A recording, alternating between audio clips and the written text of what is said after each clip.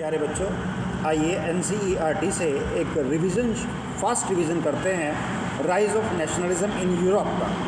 ठीक है, first page आप यहाँ एक चित्र देख रहे हैं, the dream of world wide democratic and social republics, the pact between nations, a print prepared by Frederic Sorrieu 1848। Frederic Sorrieu एक फ्रेंच आर्टिस्ट थे। 1848 के अंदर इन्होंने 4 जो है पेंटिंग्स बनाई, जिसमें इन्होंने डेमोक्रेटिक सोशल रिपब्लिक्स को एक वर्ल्ड मैप दिखाने की कोशिश की। इन्होंने इन सीरीज़ ऑफ पेंटिंग्स के अंदर जो पेंटिंग हम यहाँ देख रहे हैं, इसमें बहुत सारे लोग हैं, मैन एंड वुमेन, स्त्री पुरुष, एक झांकी के रूप में, एक जुलूस के रूप में, एक ट्रेन के रूप में जा रहे हैं। और ये लोग सारे के सारे डिफरेंट एरियाज़ से पास करते हैं। और ये लोगों के हाथ में, आप यहाँ पर देख भी रहे हो कि यहाँ पर जिस स्टैचू के पास से होकर गुजर रहे हैं वो है स्टैचू ऑफ लिबर्टी, जो एक फ़ीमेल फिगर है और जिसके हाथ में टॉर्च ऑफ एनलाइटनमेंट है। और ये दूसरे हाथ में charter of rights of man carry कर रही है।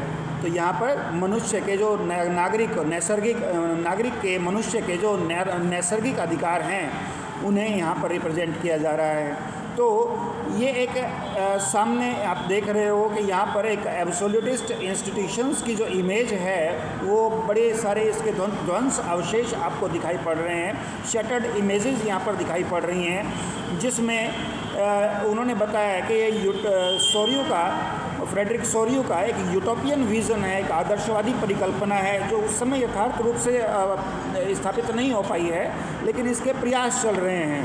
तो यहाँ पर डिस्टिंक्ट नेशंस, अलग अलग नेशंस के जो लोग हैं यहाँ पर एज ए ट्रेन, एक लाइन के रूप में, एक ट्रेन के रूप में जा रहे हैं। और यहाँ पर उनके हाथ में अपना नेशनल फ्लैग है और वो अपना नेशनल कॉस्ट्यूम भी वेयर कर रहे हैं। और वो जैसे जैसे स्टैचू ऑफ लिबर्टी के पास से होकर गुजरते हैं, उसमें हम देखते हैं यूनाइटेड स्टेट्स के लोग भी हैं, स्विट्ज़रलैंड के लोग हैं। और जो उस समय तक जो है 1848 तक जब ये पेंटिंग बन रही है, तब तक वो एक नेशन स्टेट बन चुके हैं। देखिए, फ्रांस के अंदर ये आइडेंटिफाइबल है, उनका जो झंडा है वो ट्राइकलर, रिवॉल्यूशनरी ट्राइकलर फ्लैग अपने हाथ में वो लोग ले रहे हैं। और जैसे ही वो अभी हम इस पेंटिंग के अंदर देखते हैं कि ये लोग अभी स्टैचू ऑफ लिबर्टी के पास ही पहुँचे हैं, यानी इन्होंने अभी हाल ही में अपनी लिबर्टी प्राप्त की है।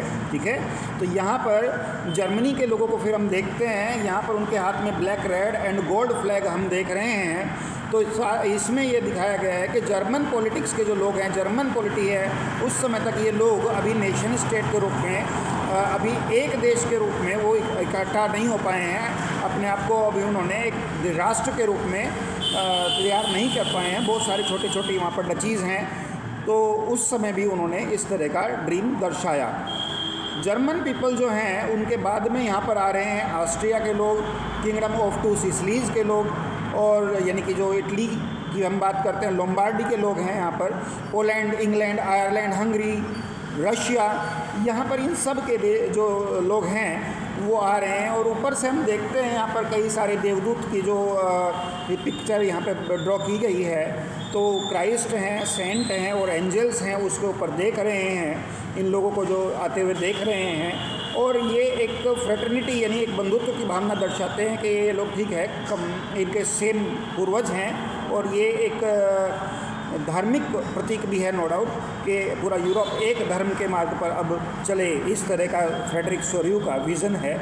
तो ये चैप्टर जो है यहाँ पर हम डील कर रहे हैं बहुत सारे इश्यूज़ से, जिन्हें फ्रेडरिक सोरियू ने विजुअलाइज़ किया। 19वीं सेंचुरी के अंदर नेशनलिज्म एक फोर्स के रूप में निकल कर आती है, जिसने बहुत बड़े चेंज को लेकर आए वो। और यहाँ पर एंड रिजल्ट इन चेंजेस का रहा कि नेशन स्टेट्स का डेवलपमेंट हो गया। और जो उससे पहले हुआ करती थी मल्टी लिंग्विस्टिक डायनेस्टीज़ जो होती थी, एक राज्य होता था जिस पर एक राजा होता था, और उसकी राजा के टेरिटरी में बहुत सारे अलग अलग नेशनलिटी को, अलग अलग लैंग्वेजेस को मानने वाले लोग होते थे, डिफरेंट नस्लों से जुड़े हुए लोग होते थे। तो ये सारे लोग अब जो है एक नेशन स्टेट के रूप में, एक नई आइडियोलॉजी के रूप में जुड़ रहे हैं। तो यहाँ पर ये एक दिन में नहीं हुआ, नो डाउट, ये लॉन्ग पीरियड ऑफ टाइम के अंदर ये चेंज आए हैं। लेकिन अब इन चेंजेस ने पूरे यूरोप को बाइंड कर दिया है और यहाँ पर जो एक्शन ऑफ लीडर्स हैं और कॉमन पीपल के जो एक्शंस हैं उन्होंने यहाँ पर डिफरेंट कंट्रीज़ के अंदर रिवॉल्यूशन को लेकर आए हैं वो लोग। और यहाँ पर अब हम देखते हैं इन्होंने दिया है Ernest Renan what is a nation. देखिए अर्नेस्ट रेनान ने यूनिवर्सिटी ऑफ सरबन में 1882 के अंदर एक अपना जो वक्तृत्व दिया, अपनी एक स्पीच दी। उस स्पीच को बाद में एक ऐसे के रूप में छापा गया, उसका नाम दिया गया क्वेस्टस क्वेन नेशन, यानी कि what is a nation. Nation के बारे में ये क्वेस्ट कर रहे हैं, जिज्ञासा कर रहे हैं। तो रेनान वहाँ पर बताते हैं, और ख़ास तौर से जो एक प्रचलित अवधारणा थी, पुरानी जो एक विचार था कि नेशन का अर्थ होगा लैंग्वेज, रेस, रिलीजन और टेरिटरी, जो कॉमन होगी जिन लोगों की वो एक नेशन कहलाएंगे।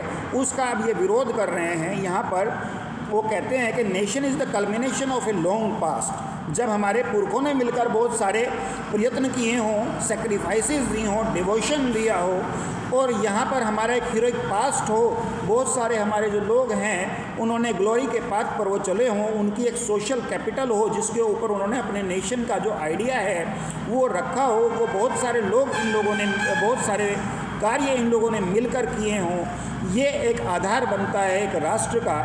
और यहाँ पर एक नेशन की जो अवधारणा है वो डेवलप होती है। लार्ज स्केल सॉलिडेरिटी इसमें होनी चाहिए, बहुत बड़ी एक भ्रातृत्व भाव होना चाहिए। और यहाँ पर यही एक डेली प्लेबिसाइट है एक नेशन को बनाने के लिए, यानी कि हर रोज़ हर दिन जो निर्णय एक राष्ट्र लेता है वही राष्ट्र को बनाने के लिए, एक रखने के लिए जिम्मेदार बातें होती हैं। तो यहाँ पर नेशन जो है वो कभी भी उसका रियल इंटरेस्ट नहीं होता किसी दूसरे नेशन के ऊपर वो कब्ज़ा करेगा या ज़बरदस्ती अपना प्रभाव थोपेगा। यहाँ पर लिबर्टी की गारंटी होती है, और यदि एक पूरा दुनिया जो है एक मास्टर के अधीन आ जाएगी तो निश्चित रूप से वो कह रहे हैं कि निश्चित रूप से तब सभी की लिबर्टी खो जाएगी, सभी की स्वतंत्रता जाती रहेगी, चली जाएगी, यदि आप सारी दुनिया का मालिक एक बना देंगे तो। यानी एक ही देश हो पूरी दुनिया में, एक ही नेशन हो, क्यों ना एक ही नेशन पूरी दुनिया को हम बना दें, तो ये आइडिया भी वो रिजेक्ट कर रहे हैं। अब चलिए पहला इसका पॉइंट जो है, पहला सेक्शन जो है इस चैप्टर का वो है the French revolution and the idea of the nation. तो देखिए फ्रांस जो है उसके अंदर नेशनलिज्म की जो क्लियर कट फीलिंग पहली बार हमने देखा फ्रेंच रिवॉल्यूशन की, वो 1789 के अंदर हम देखते हैं कि वहाँ पर फ्रांस में एक रिवॉल्यूशन हुआ जहाँ पर के पहले एक फुल फ्लैज टेरिटरियल स्टेट था under the rule of absolute monarch ये चल रहा था, और यहाँ पर पॉलिटिकल और कॉन्स्टिट्यूशनल चेंजेस आए फ्रेंच रिवॉल्यूशन के द्वारा, जिससे सोवर्निटी का ट्रांसफ़र हुआ और जो मोनार्की है उसने अपनी जो पावर्स है छोड़नी पड़ी, और फ्रेंच सिटीजन्स के द्वारा जो चुने हुए लीडर्स थे, रिप्रेजेंटेटिव्स थे, उनकी बनाई हुई एक बॉडी को, पार्लियामेंट को, वे अधिकार उन्होंने ट्रांसफ़र करने पड़े। तो रेवोल्यूशन जो है उसने ये प्रोक्लेम कर दिया, स्थापित कर दिया कि ये लोग ही हैं, जनता ही है जिसकी शक्ति से एक राजा, एक राष्ट्र अपना कार्य कर सकता है, एक राष्ट्र को बनाया जा सकता है, राष्ट्र अपना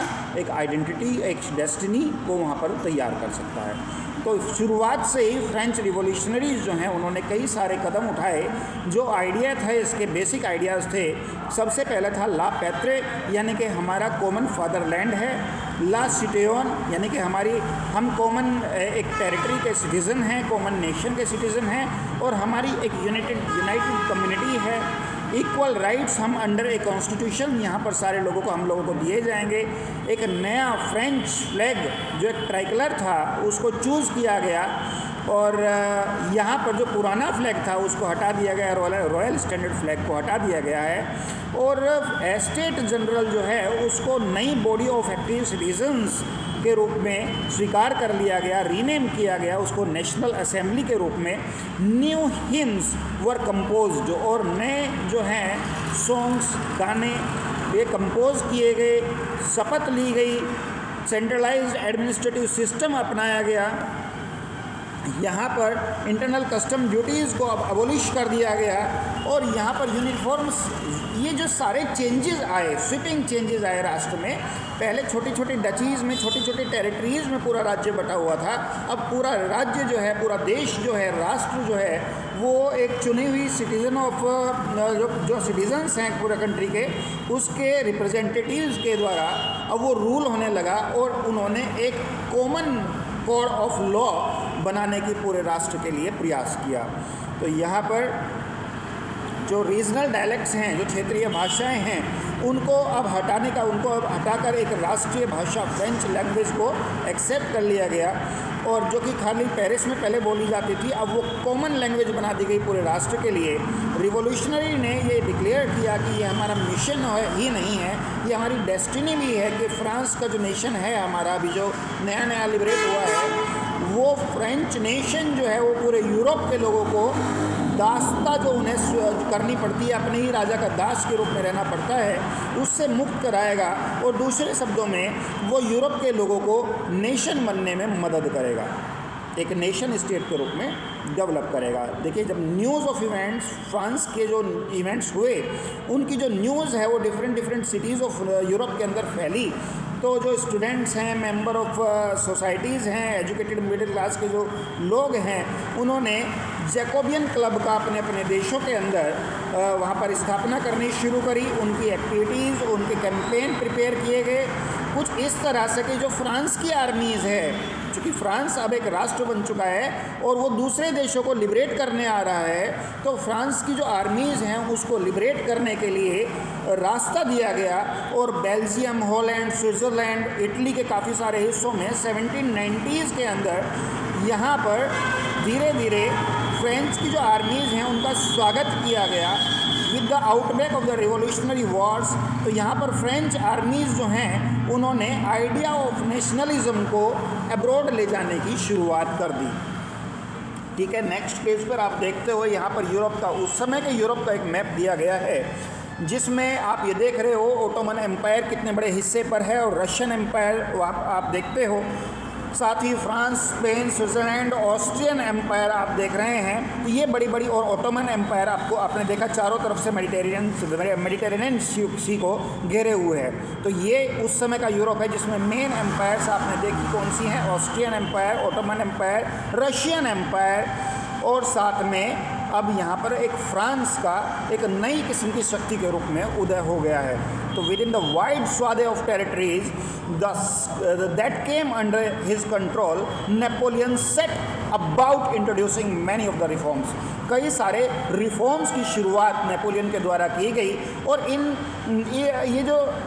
ये एक रिफॉर्म्स हैं, इन्हें नेपोलियनिक कोड का नाम दिया गया। और नेपोलियन ने क्या किया, सभी देशों के अंदर जहां उन्होंने टेरिटरी को जीता था वहां उसने, बल्कि सबसे पहले तो अपने ही देश की हम बात करें, उनके फ्रांस के अंदर जब नेपोलियन का रूल आया तो वहां उन्होंने डेमोक्रेसी को हटाकर वापस से उन्होंने एक मोनार्की एस्टेब्लिश कर दी थी। नेपोलियन ने निश्चित रूप से जो फ्रांस की एक डेमोक्रेटिक आइडियल था उसको उन्होंने चोट पहुंचाई थी। रिवॉल्यूशनरी जो प्रिंसिपल्स थे उनको उन्होंने लेकिन उन्हें आगे बढ़ाने के लिए फिर भी, देखिए, डेमोक्रेसी को तो उन्होंने ख़त्म कर दिया, लेकिन फिर भी जो फ्रांस की क्रांति है, फ्रेंच रिवॉल्यूशन जो हुआ, उसके सिद्धांतों को प्रॉपरली लागू अपने देश में करने के लिए, अपने सिस्टम को, अपने जो व्यवस्था है, प्रशासनिक व्यवस्था, उसको ज़्यादा रेशनल और एफिशिएंट बनाने के लिए अब नेपोलियन सिविल कोड लेकर आए 1804 का, जिसे हम नेपोलियनिक कोड के नाम से जानते हैं। अच्छा, इस नेपोलियनिक कोड में क्या किया गया, जो बर्थ आधारित प्रिविलेज वहाँ पर थी, यानी कि जो ज़मींदार थे, जो क्लर्गी थे, वहाँ के जो चर्च के अधिकारी थे, इन लोगों को जो प्रिविलेजेस मिले हुए थे उसको अब ख़त्म कर दिया गया कि भाई बर्थ किसी को भी कोई प्रिविलेज नहीं मिलेगा, सबको इक्वलिटी बिफोर लॉ का प्रिंसिपल यहाँ पर एस्टेब्लिश कर दिया गया। और इस नेपोलियनिक कोड के अनुसार, देखिए प्रश्न बनता है 5 नंबर का, तो उसमें आप ये सारे पॉइंट्स देंगे कि नेपोलियनिक कोड क्या था, उसमें क्या व्यवस्थाएं लागू की गई। ऑब्जेक्टिव टाइप क्वेश्चन आ सकता है कि कब नेपोलियनिक कोड एस्टेब्लिश किया गया, और उसके मेन पॉइंट्स में भी क्वेश्चन बन सकता है। तो यहाँ पर ये जो नेपोलियनिक कोड है उसने इक्वालिटी लाई, लॉ के सामने सभी को इक्वल कर दिया और राइट टू प्रॉपर्टी को एस्टेब्लिश कर दिया। ये जो नेपोलियनिक कोड है ये जितने भी एरियाज़ में फ्रेंच कंट्रोल बना उन सभी जगह पर, जैसे Dutch Republic, in Switzerland, in Italy, in Germany, सभी देशों के अंदर जहाँ जहाँ फ्रेंच आर्मी गई वहाँ नेपोलियनिक कोड लागू कर दिया गया।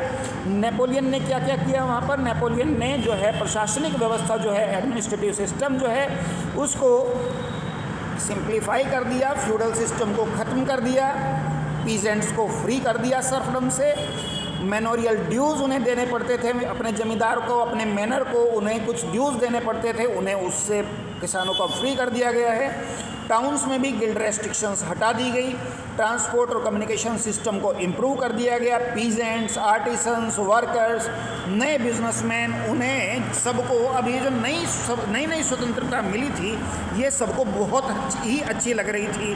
बिजनेसमैन और स्मॉल स्केल जो प्रोड्यूसर थे, सामान को बनाने वाले, बेचने वाले, उन्हें ये चीज़ें बहुत अच्छी लग रही थी। लग रहा था कि नई जो यूनिफॉर्म लॉज आए हैं, एक समान पूरे देश के अंदर जो वेट एंड मेजर्स की व्यवस्था उन्होंने लागू कर दी है वह, और एक कॉमन नेशनल करेंसी जो ला दी है, उस सब से मूवमेंट ऑफ गुड्स यानी एक्सचेंज ऑफ गुड्स जो है वो फास्ट हो गया है। गुड्स और कैपिटल का जो एक्सचेंज है वो एक रीजन से दूसरे रीजन में बड़ा ही आसानी से किया जा सकता था। यद्यपि इन द एरियाज कॉन्कर्ड ये जो रिएक्शन है वो मिक्स्ड थी। शुरुआत में उनका स्वागत किया गया, शुरुआत में किसी भी देश के अंदर जो फ्रेंच आर्मीज़ गई तो वहाँ उनका वेलकम किया गया, ऐसा लग रहा था कि वो उनको लिबर्टी दिलाने के लिए आए हैं, स्वतंत्रता के अग्रदूत हैं। कुछ दिनों में उनके देश के अंदर वो डेमोक्रेटिक गवर्नमेंट एस्टेब्लिश करेंगे और वापस अपने देश में चले जाएंगे। बट धीरे धीरे क्या हुआ, यानी शुरू में उनको वेलकम किया गया as a harbingers of liberty, liberty को दिलाने वाले उन्हें बताया गया। लेकिन धीरे धीरे ये जो अपनापन है वो हॉस्टिलिटी में टर्न करता चला गया और ये अब दिखने लगा था कि एडमिनिस्ट्रेटिव अरेंजमेंट्स जो हैं वो तो बेटर हो रहे हैं नो डाउट, लेकिन पॉलिटिकल फ्रीडम इससे नहीं आई है। जो फ्रेंच का जो एक कंट्रोल उनके देश के ऊपर हुआ है, फ्रेंच आर्मीज़ का जो अब रूल आ गया है, उससे किसी भी देश के अंदर सिर्फ फ्रेंच डोमिनियन बना है, फ्रेंच डोमिनेशन बढ़ा है, लेकिन उससे कभी भी लिबर्टी नहीं आई है। तो अब उनका विरोध होने लगा और यहाँ पर किन किन चीज़ों का विरोध हुआ? देखिए, टैक्सेशन बढ़ गया था, सेंसरशिप बढ़ गई थी कि वो अपनी बात को फ्रीली कह नहीं सकते हैं। तो यहाँ पर forced conscription into the French आर्मीज, और चूँकि फ्रांस को दूसरे देशों को भी जीतना था, वो पहले ही अपना गोल डिसाइड कर चुके थे कि पूरे यूरोप को उन्होंने जीतना है, एक सूत्र में पिरोना है, एक व्यवस्था के अंतर्गत लेके आना है। तो अब जो फोर्स्ड कॉन्स्क्रिप्शन यानी कि ज़बरदस्ती भर्ती हो रही थी सेना के अंदर, वो भी अब सब देशों में बुरी लगने लगी, सब लोगों को उसका विरोध वो लोग करने लगे। और यहाँ पर एडमिनिस्ट्रेटिव चेंजेस के जो बेनिफिट सबको शुरुआत में दिखाई दिए थे वो अब कम दिखाई पड़ने लगे। उन्हें लगा कि फ्रेंच आर्मीज़ ने उनको कैप्चर कर लिया है, उनके देश को कैप्चर कर लिया है और उनकी लिबर्टी जितनी पहले थी एक मोनार्क के समय में, अब उससे भी बुरी स्थिति में वो आ गए हैं। तो इस प्रकार पहला सेक्शन हमारा ये कंप्लीट होता है। इसके अलावा नेक्स्ट सेक्शन हम अभी थोड़ी देर बाद दूसरा वीडियो लेकर आते हैं। Thank you.